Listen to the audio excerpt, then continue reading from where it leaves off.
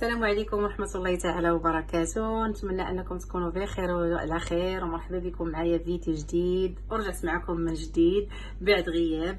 كنتمنى هذا الفيديو ينال الاعجاب ديالكم. كيف ديما جبت لكم وصفة سهلة واقتصادية وكتوجد بكل سرعة. جبت لكم لي كاب كيك او لي مادلين لي ساهلين في العوض ما نشريوهم وليداتنا في الزنقة، نديروهم لهم في الدار. شوفوا معايا راهم ساهلين بعجينه وحده، درت جوج ديال الشكيلات، درت وسط منهم الكونفيتير. حتى تكملوا معايا الفيديو غادي تشوفوا الفيديو حتى الاخير ان شاء الله. كنتمنى انه ينال الاعجاب ديالكم وتجربوا ان شاء الله هاد لي مادلين وتردوا عليا في التعاليق كيف ديما. نخليكم مع الفيديو.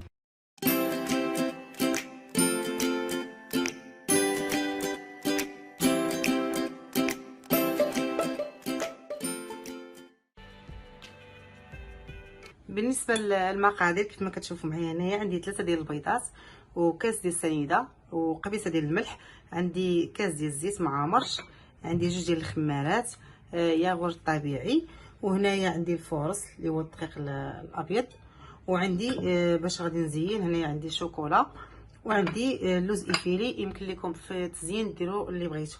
المهم غادي نبدا بسم الله. هاد الخليط البنات غادي نخلطو بالخلاط الكهربائي.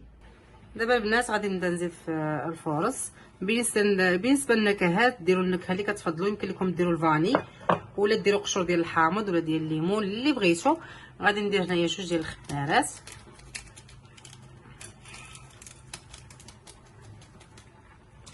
صافي غادي نبدا نخلط هنايا.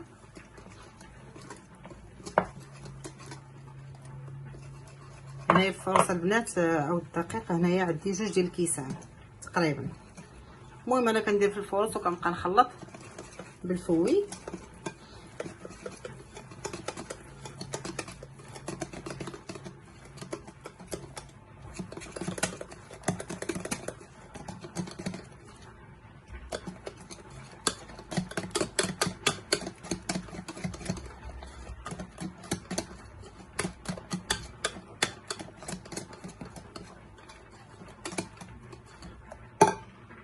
من بعد ما خلطتو البنات كتشوفوا معايا القوام ديالو كيف تيكون، ما خفيف ما ثقيل.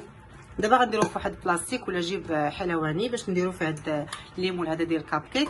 بقاو معايا. صافي البنات هنايا درت الخليط، هنايا درتو في هاد البلاستيكه هادي، وغادي نبدا نكب غير بشويه. غنكب شويه وغادي نحبس لاني غندير شويه ديال الكونفيتور لداخل. يمكن لكم ديروا الشكلاط، ديروا اي حاجه عندكم على حساب وليداتكم شنو كيبغيو. المهم بهذه الطريقه هادو راه كيجيو هاد لي كاب كيك غزالين وساهلين كيف ما شفتوا معايا، بخليط ساهل والنتيجه كتكون زوينه، كيجيو خفاف وغزالين احسن من اللي كناخذوا من الزنقه. ينفعوا الوليدات ان شاء الله في المدرسه.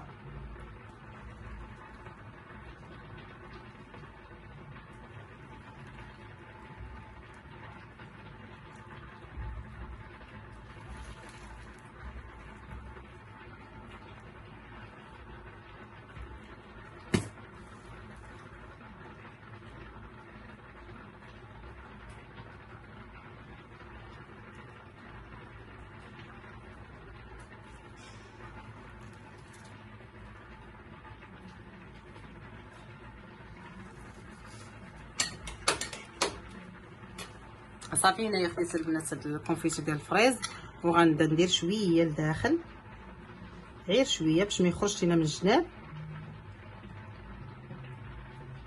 كيف قلت لكم الا كان عندكم الشكلاط ديال الدهن ديروه على حساب وليدات شنو كيبغيو.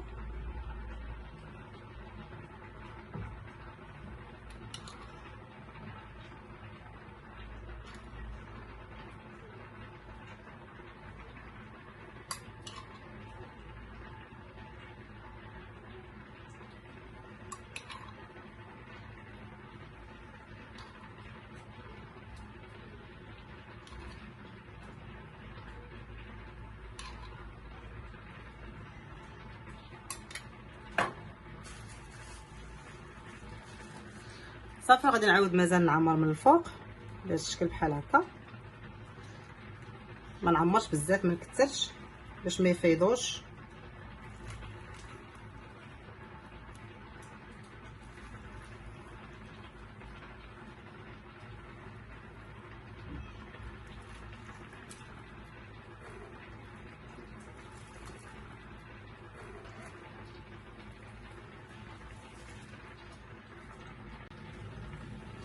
دابا ملي ساليت غادي ندير هنايا اللوز ايفيلي غادي نزين به. بالنسبه للبنات هاد التزيين يمكن لكم ديروه ولا ما كانش عندكم ما ديروش، يعني على حسب الاختيار ديالكم.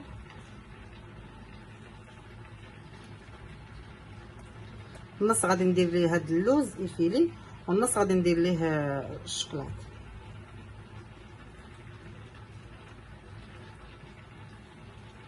دابا البنات دايره الفران يسخن،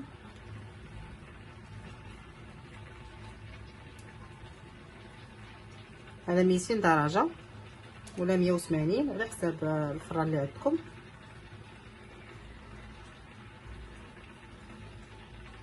نسيت انا البنات باش الشوكولات معليش، حتى الاخرين اللي غيبقاو ليا ندير لهم الشوكولات. صافي دابا غادي ندخلهم الفران يطيبوا. وبالنسبه هاد الخليط اللي بقى ليا غادي نديرو في الثلاجه بما طابوا هادو، وغادي نعاود نرجع معكم ان شاء الله.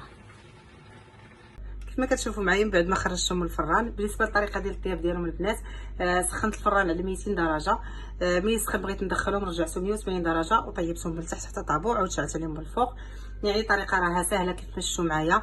وشوفوا معايا الشكل ديالهم كيجي زوين وحسن من ديال الزنقه، كيجيو خفاف.